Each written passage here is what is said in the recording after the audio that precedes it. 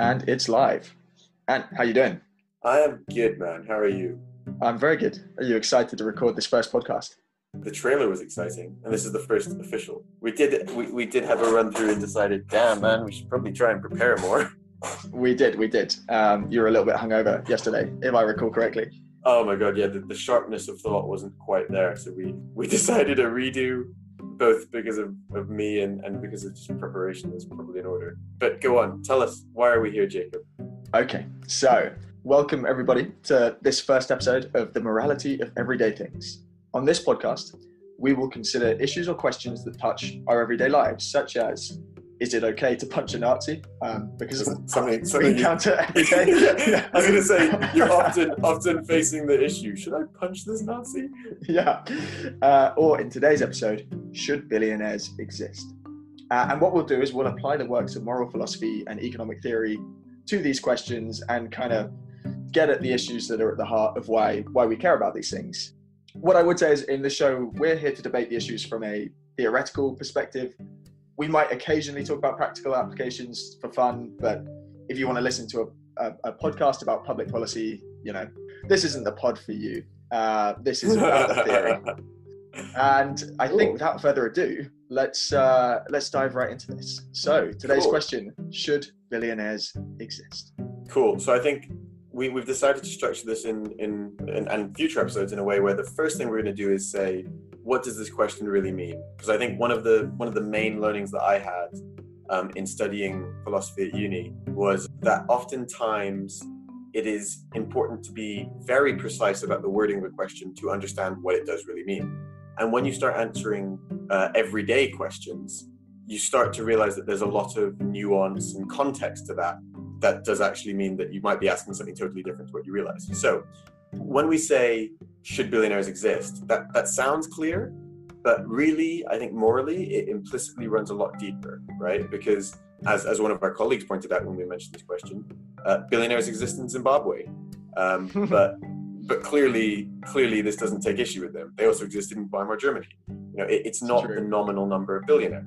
Having a billion Vietnamese dong is not the same as a billion American dollars.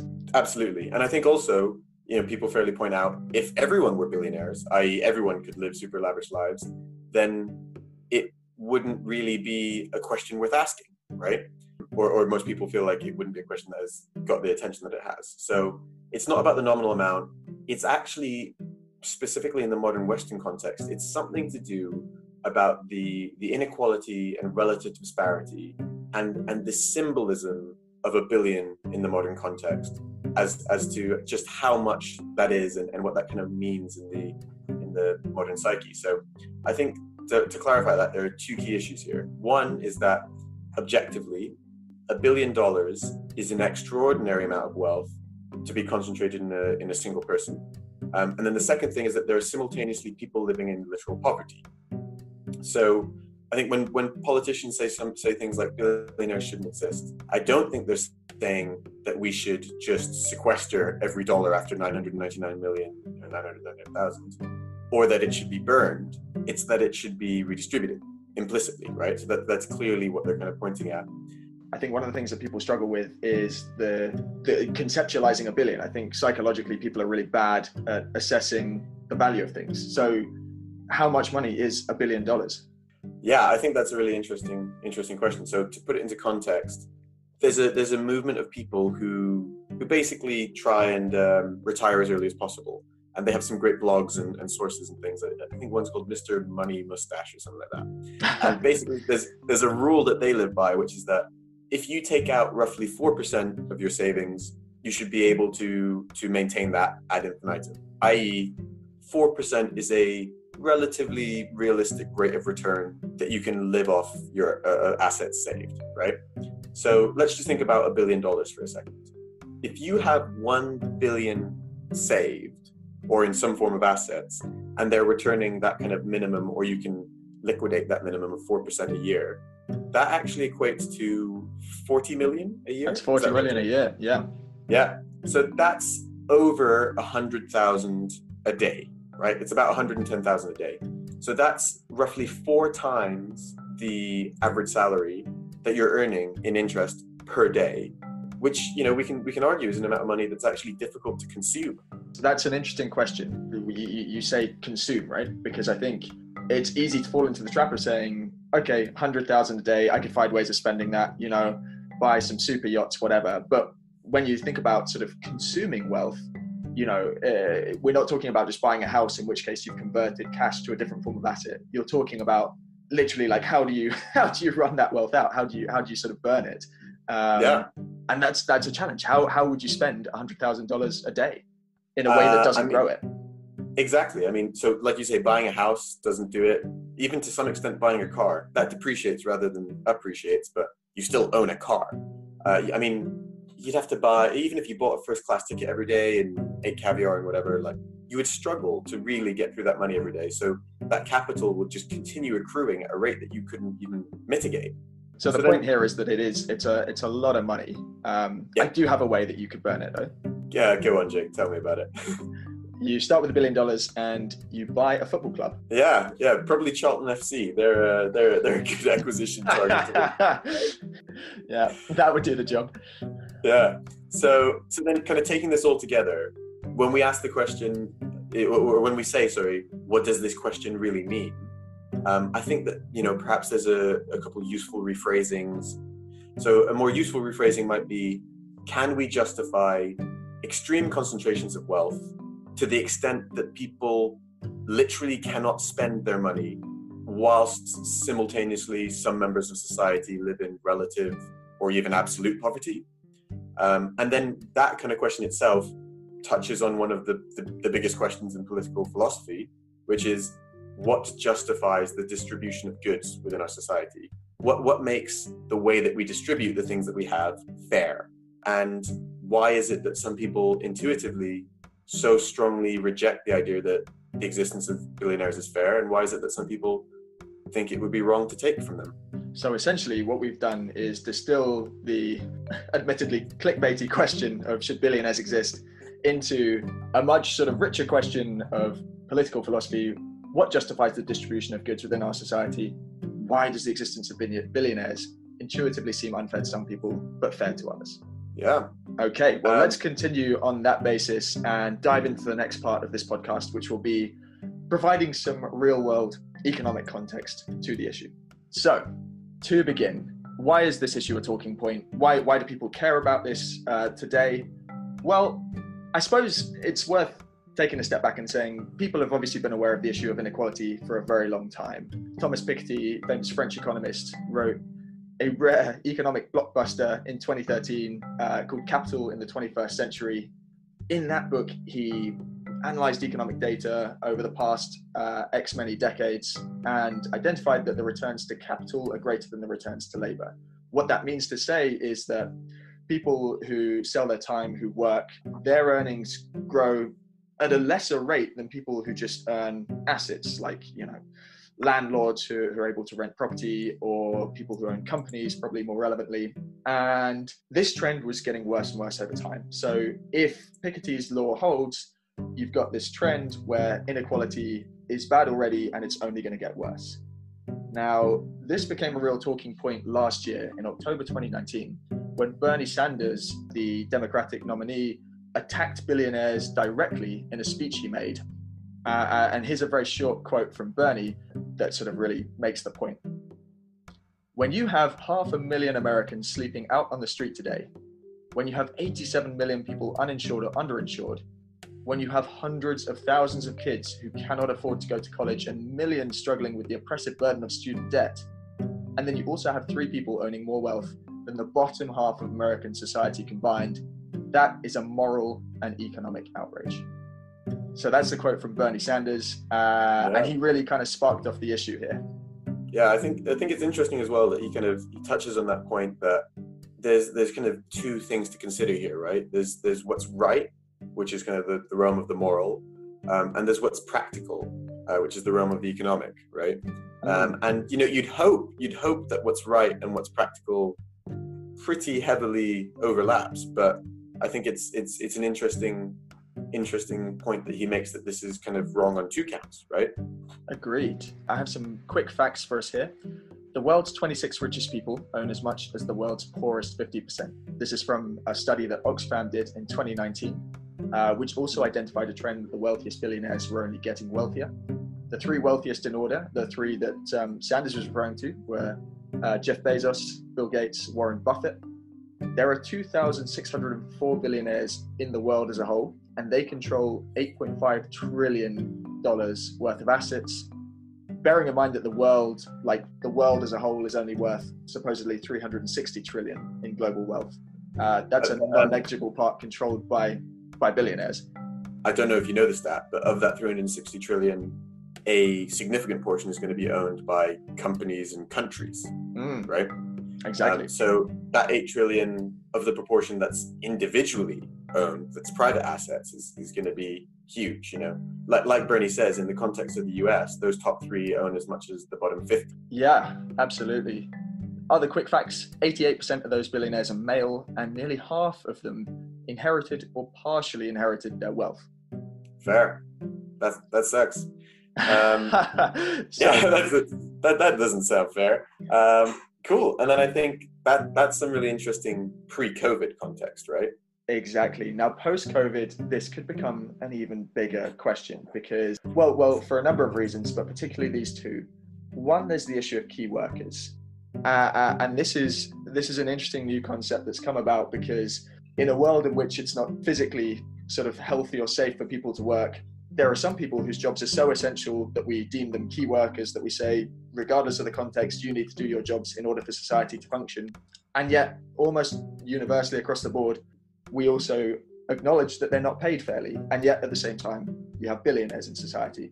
Another point to make around COVID is the whole burden of debt, which is going to take years and years to repay.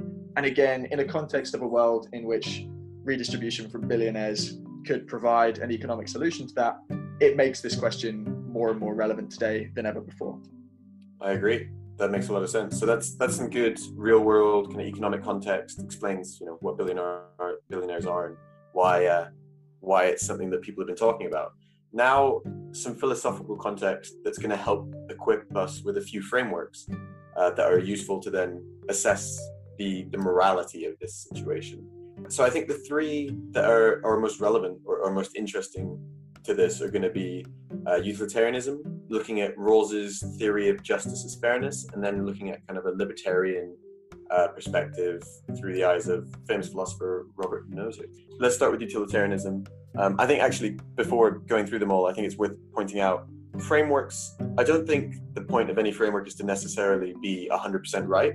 I think colloquially we accept that, like, usually the answer is somewhere in the middle. But, you know, even if they're not perfectly right, most frameworks can still be useful. So let's start with utilitarianism. For those who aren't familiar, I think this can really simply be understood as maximize happiness, minimize pain. And you're just kind of doing a summation of that across all people in society. It was originally promoted by Jeremy Bentham. I think he's kind of recognized as the creator. Famous UCL alumni alongside Mr. Jacob Wedderburn Day. And interesting fact, literally had his body embalmed so that it could be wheeled out for the annual utilitarian conference meetup. Getting a little ahead of himself. He embalmed himself, prepared for that. But yeah, I think he chills somewhere in a bar in UCL. He does. He's stuffed and lives in the cloisters. I think, to be fair, if I ever become as notable as him, I don't think that's my plan. But you're not gonna let us taxidermize you. Yeah, weirdo. And also famous proponent John Stuart Mill, who kind of took it and expounded on it. I think more people probably identify with his understanding of it. But, you know, we're just trying to keep a simple perspective here. So basically, maximize happiness, minimize pain, add that up across society. I think most people will be familiar with their theory through the trolley problem question, which is just that if you have a trolley or train going down a track, and it can either go to the left or the right, to the left is one person, to the right is 10 people, what do you do, right? I think most people intuitively say, well, you go to the left to kill the one person rather than to kill 10 people on the right. And that's a very intuitive kind of early answer to that. Okay, well, it seems intuitively we're trying to minimize that pain of death, right? Mm-hmm. You then go on to, you build that problem to then kind of, you know, maybe poke holes or identify other issues, but as an overarching thing, that kind of gives you an idea. Next, we'll look at the political theorist John Rawls, my man. Um, he's a pretty cool dude, and then basically he wrote an essay on this topic, and basically he argued through means of an interesting thought experiment. He argued, how would we construct a just and fair society? He basically talks about this idea of an original position or a veil of ignorance, right? So I think the easiest way to construct this, or one that I've heard that I like, is imagine if 100 of us are organizing a society, and we send all of our lawyers to meet at a conference to discuss this, right? The only problem is on the way there, the lawyers all lose their briefcases. They were flying Ryanair and it got put in the hold, and it was a whole thing. Other airlines are available. So they actually lose all their files. They lose all their files explaining the circumstances of the case, or rather, the details of who you are. Details such as your age, your ethnicity, your race, what talents you have. And they're coming together to basically argue, how are we going to distribute goods, right? The idea is that if they came together and did this, it would remove biases. So, for example, if my lawyer was going there and knew that I was a white man who stood to inherit a lot of wealth, he may then argue that we should be in a white supremacist, paternalistic society with no redistribution of wealth, right? Mm-hmm, mm-hmm. If he wasn't aware of any of this, then actually, we've removed all of these morally arbitrary factors, he would have to argue a very different case, right? And basically, I mean, it's a long book, but he comes to the conclusion that there would be three key principles, which is that first and foremost, there would be a concept of liberty. So that the first principle is the principle of liberty, and that is that each person has an equal claim to a fully adequate scheme of equal basic rights and liberties. So basically, you're guaranteed your freedom of speech and basic property rights and things like that. The second principle would be that any special rights would be attached to offices and positions that are equally available to everyone in society. He actually says that there should be equal opportunity to those positions. And then the most interesting I think the simplest to what we're discussing now is the difference principle. And his idea of the difference principle is that essentially any inequality in society that exists should work to the advantage of the worst off in society. Basically, the argument is, if you don't know where you're going to be in society, and you have to be extremely risk averse because it's your entire life that you're talking about, then you have to consider the situation of the worst off. And so he basically says society is only as good as how it elevates the worst off. And again, to clarify, some people would kind of assume that from this thought experiment, the outcome is that, everyone should be super equal. That it may be the case that it should be relatively equal, but it's not necessarily the case that everything should be totally equal. So, for example, if living in a capitalist society means that there's more productivity, so the worst off can actually achieve a better standard of living than communist states of the 60s, then that actually would be more just in his eyes. So it's about improving the lot of the worst off. And then finally, Jake, those are both consequentialist and outcome-based theories. Do you want to talk to us a bit about another one that's not consequentialist? Yeah, let's have a quick look at libertarianism. I guess the main proponent here is a guy called Robert Nozick, and his theory is that the justice of a distribution isn't determined by the outcome, but the process by which we got there, how we got there. Importantly, the kind of libertarian axioms are that I own my own body, my traits, and the labor thereof. If I have come to rightfully own something, it is mine, and it's wrong to deprive me of it. So Nozick has three principles here. The first is fairness in acquisition, which basically says that if you come across a natural resource that's presently unowned and you mix your labor with it, i.e. I'm walking through the woods, I discover a stick, I sharpen it into a spear, thereby I come to fairly acquire the spear. The second is the principle of fair transfer, which says that if you meet me and you're willing to sort of trade my spear for money or fruit or whatever it is that we might want to trade in this forest society, then that's fair, as long as it's a completely voluntary transfer arrangement. The third is the principle of rectification, which is less important. It basically just says, if you were to steal my spear instead of voluntarily transfer it, there should be some system by which we can rectify that error and I can get my spear back. And there's an interesting thought experiment in libertarianism, which Nozick proposed, which at the time he used the example of Wilt Chamberlain, famous basketball player. To modernize that, we could give the context of a successful YouTuber or podcast, maybe this podcast for the sake of argument. So, oh my God. So the thought experiment goes, if you're arguing with Nozick and he says, okay, tell you what, you define a perfectly equal society, one that you think is just in distribution. And let's say for the sake of argument, you say, cool, everyone has exactly the same thing. Doesn't really matter what you say. All that matters is it's equal to you. We call that D. Now, Nozick says, what about a situation where the morality of everyday things is a really popular podcast and not just one or two people listen to it, as will probably happen, but billions of people tune in to listen to it, and they each donate £1 because they like listening to it so much and they want us to keep making more episodes. And we end up with a new state of affairs in which everyone is £1 worse off apart from us, who we're both now billionaires because we've received all these donations. Now, Nozick says because that was life is good. And Nozick says that because that was a voluntary transfer and everyone has parted with their wealth willingly and we've received it voluntarily in exchange for our services, that's also a completely fair distribution. So the fact that there are billionaires in this libertarian society is completely justified because the conditions were met. I mean, there's definitely an intuitive appeal to that, right? Like, what's mine is mine. It's just, I suppose it's a question of what are the limits to what's mine is mine and what makes mine mine. Let's now apply these theories to the actual argument in question. Let's weigh some stuff up. Exactly. So the original question was, should billionaires exist? We've somewhat refined that in the original definition to say, what justifies the distribution of goods within our society? And sort of, let's really tap into like, why does it seem fair or unfair? So let's start with the question, why might it be wrong to take wealth from billionaires? Cool. Okay. So I think from the outcomes-based approaches, that would be utilitarianism and a kind of Rawlsian justice as fairness perspective, there can be two ways that that's possible, right? For the utilitarians, it could be that somehow the billionaires having that wealth is actually beneficial to society in aggregate.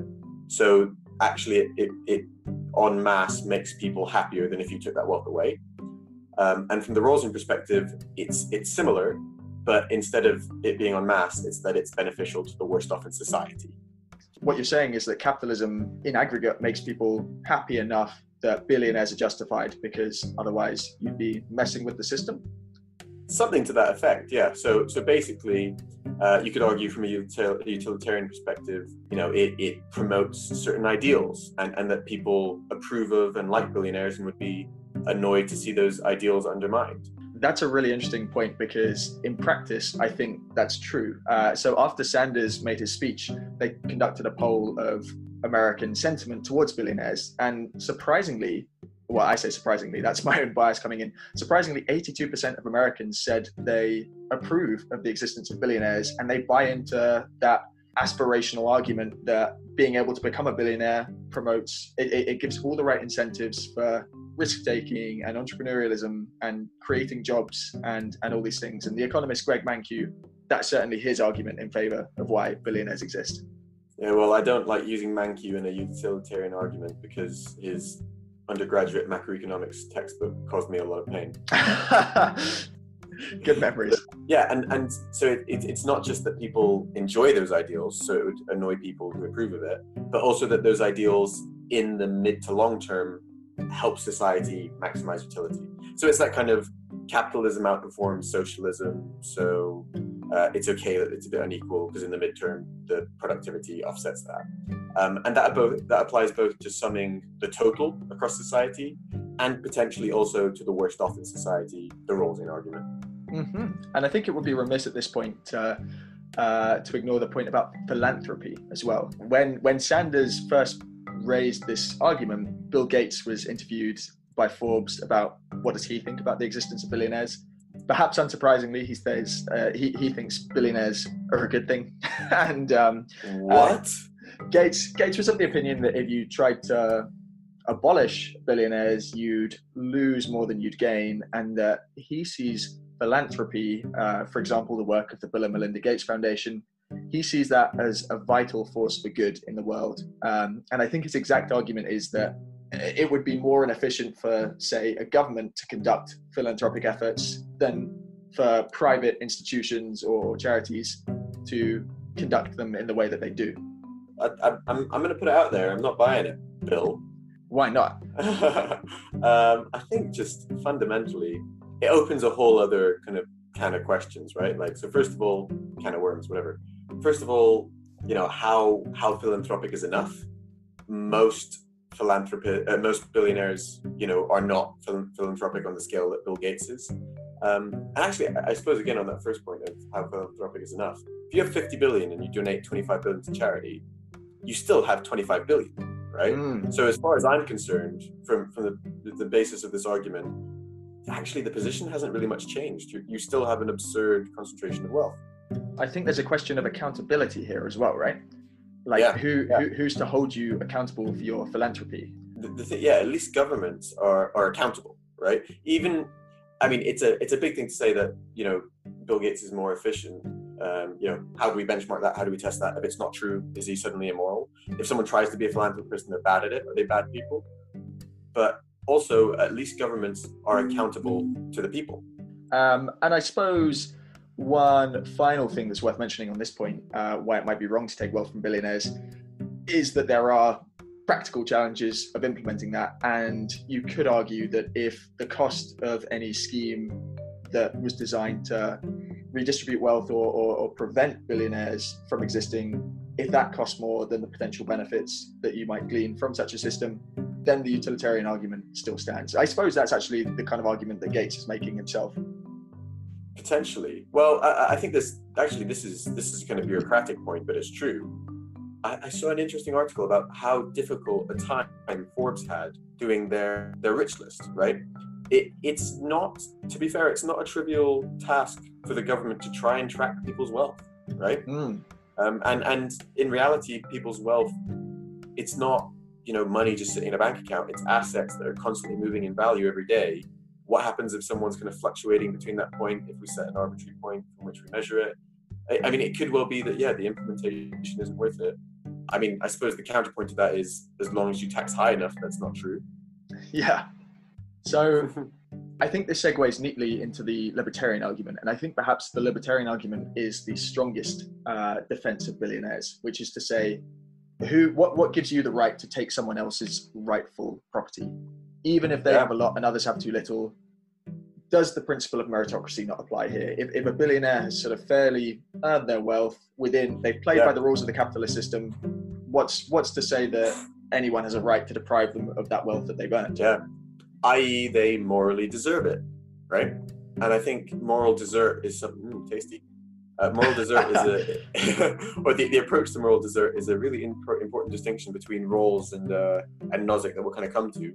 Also, sorry, we didn't mention earlier, Nozick's work was written as a direct response to Rawls' work. So there's, these parallels are not just coincidental. But to give kind of an idea of this, we talked about utilitarianism, we talked about Rawls' theory of justice. Here's a little thought experiment that kind of makes clear this point of what's mine is mine, okay? Say I have a job, I'm a keen cyclist on the weekends, right? So I save up and I buy myself a decent bike, and I like to ride it on the hills around my house, once or twice a month. I'm a keen cyclist, but I'm kind of busy. So it sits in my garage. Yeah, not that keen. Yeah, call me a aspirational hobby cyclist. So it sits in my garage most of the time, right? If one of my neighbors really needed a bike to commute, say his car broke down, he couldn't afford to repair it, and he needed a bike to commute, right? You could use a utilitarian or Rawlsian argument to argue that they have the right to take my bike because they would derive more utility from it, or in our little distribution, Rawls isn't really designed for like micro examples like this, but in our distribution, he's the worst off, and it's to the benefit of the worst off, or it maximizes utility to let him have my bike. And it doesn't deprive you of much utility either in this example, right? No, exactly. It doesn't cost me very much. But I think most people immediately have a strong aversion to this, right? Like the fact that I have certain inalienable property rights is an important part of justice. I think most people would say that what's rightfully mine is rightfully mine. Yeah, and I think that's where libertarianism really, it's quite deep-seated in society. And I think that's probably the most intuitive reason that people feel it would be unfair to take wealth from billionaires, is because there's that sense of property rights and the sense that they're entitled to what they've earned. Yeah, even if it's not the most efficient or effective use of those goods, it's their goods. Like, you know, if you could repurpose my bank account to something more useful, that doesn't give you the right to do it, right? But now I think this is the interesting part to kind of flip it on this libertarian argument. So we can now consider, why might it be right to take wealth from billionaires? Okay, so we discussed that libertarian argument, and we've said, like, okay, it would be wrong to take it because if they morally deserve it. What if, using Nozick's own conditions, we can just never be satisfied that someone has rightfully acquired as much as $1 billion? And I think this is a really key point. I think it might be justified, because I think you can almost always argue that Nozick's conditions are rarely satisfied in the modern world for a few reasons. Number one, justice in acquisition. It's all fine in this sort of ideal forest scenario where the natural world is kind of pristine and people just go around acquiring it as they mix their labor with it. In practice today, there's so much history. There's so many examples of, you know, slavery and theft and violence, and ways in which things haven't been acquired fairly, and then ways in which things have been passed down through inheritance, that make you question, you know, was that first condition ever satisfied? The second condition is perhaps even more relevant, which is about voluntary transfer. And I expect most people would like to believe, in a market economy, most transactions are conducted voluntarily and people sort of buy and sell as befits them. But actually, in practice, there is such a thing as economic slavery, right?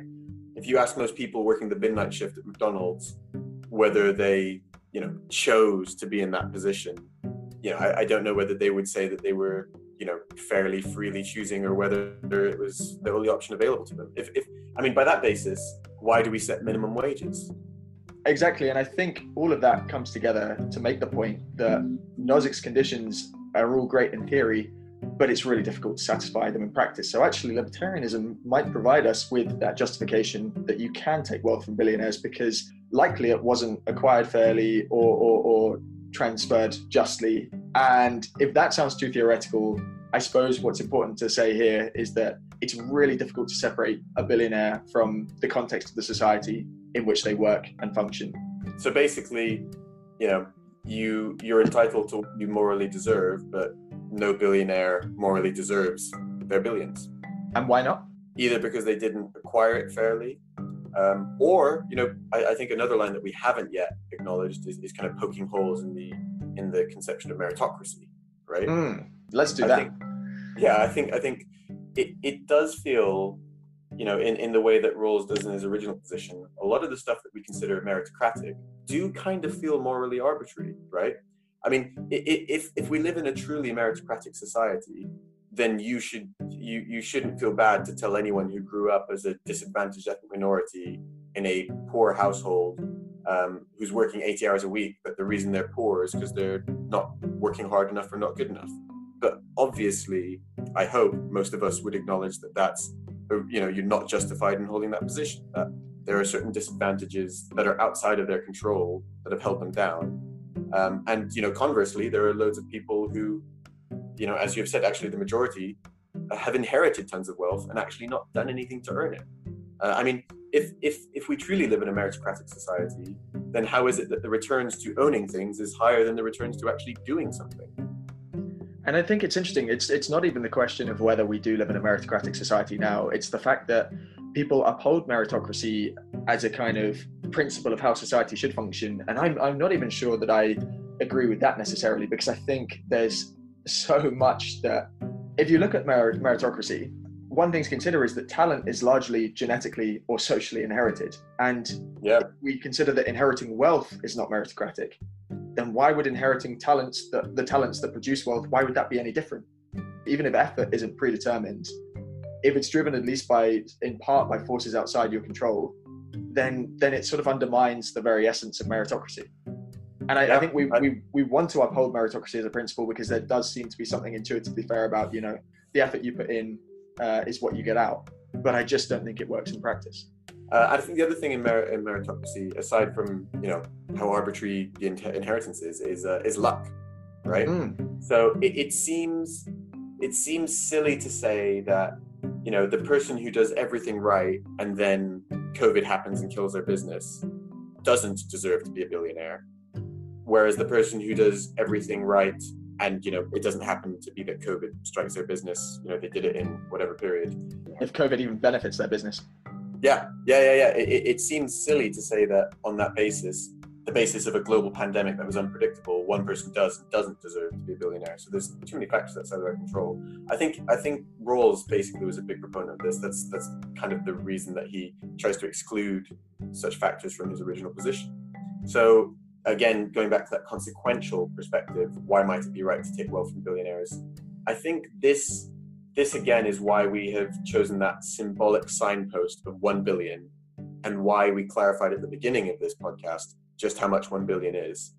I think from both a utilitarian and a Rawlsian perspective, and from a communal societal perspective, the reason that this movement has so much momentum is because 1 billion is just intuitively such an excess of wealth that in modern society, it's just trivially the case that the benefit to the worst off and the middle class, utilitarian or Rawlsian, would obviously outweigh the pain of billionaires, or arguably outweigh erosion to the principles and ideals that benefit society. So capitalism, and I don't think capitalism is going to fail if the richest in the world, we tax effectively enough that the richest in the world only have in the hundreds of millions.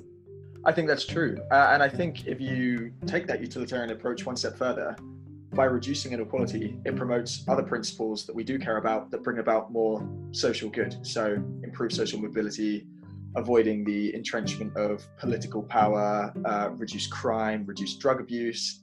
And I mentioned political power. I suppose it's worth saying that, yes, there's the sort of financial aspect of having £1 billion or dollars or whatever, not Zimbabwean dollars, but it's also the fact that you have so much political influence when you have that kind of wealth in our society. Money is power.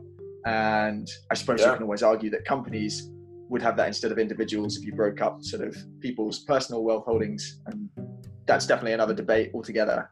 But political influence is also a really important part of that. And it definitely seems to be in line with the sort of Rawlsian and utilitarian schools of thought to say, if you break that up and redistribute it, that's beneficial to the lowest members of society in Rawls' case, or to the greater good in the case of utilitarianism. Yeah. Okay. So I think that's kind of a summary of why it'd be wrong and why it'd be right. Let's do a little balancing. Yeah. What are our conclusions here? So I think we probably jumped the gun a bit on the libertarian point and made our conclusion quite clear while talking about why it might be right to take from billionaires from a libertarian perspective. We just don't think that, I think it's fair to say that we both agree that it doesn't seem to hold in theory. It's a nice theory, but it just doesn't seem to hold. You just can't have that kind of immaculate ownership and fair transfer in reality. And that the kind of overall principle of meritocracy does seem a bit unfair. I mean, if the libertarian kind of axiom is, the traits that constitute me are my property and mine to use, we kind of disagree with that axiom as a fair basis. Like, okay, but a lot of that is morally arbitrary. Like, do you deserve more because you were born to be very intelligent or very strong? Also, to clarify, traits which, at different points in history aren't valued. If you're born over 7 foot now in the 21st century, you're disproportionately likely to be in an MBA and be a multi-millionaire. If you're born over 7 foot in the 1300s, you're probably in a freak show.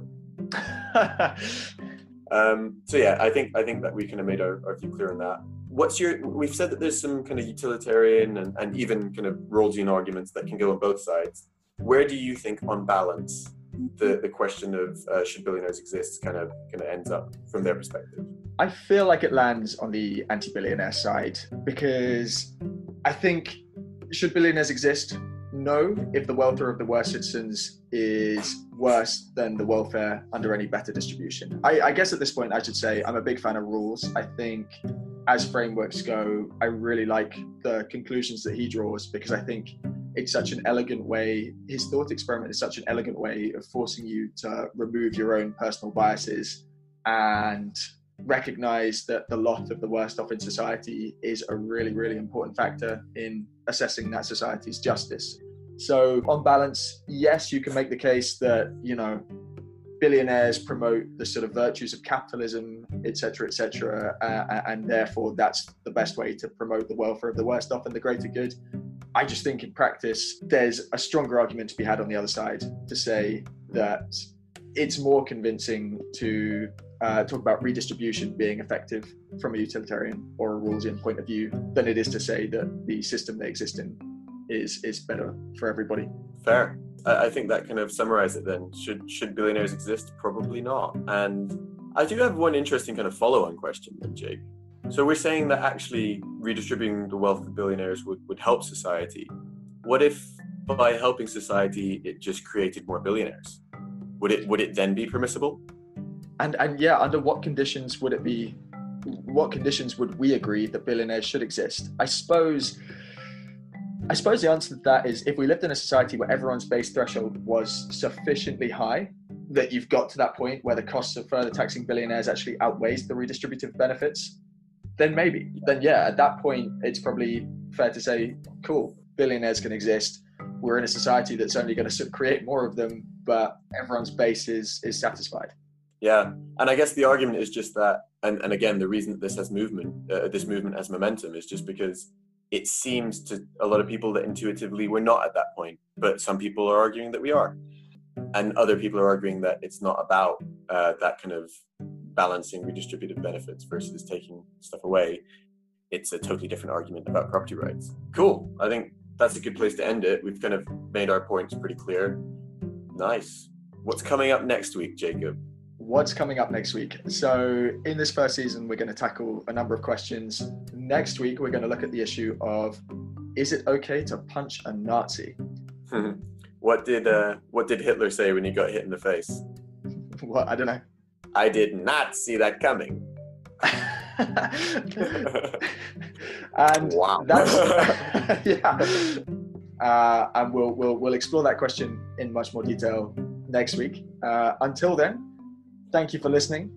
Shout out to our parents and the 2 or 3 other people that may have tuned in to enjoy this. See you next week. Nice.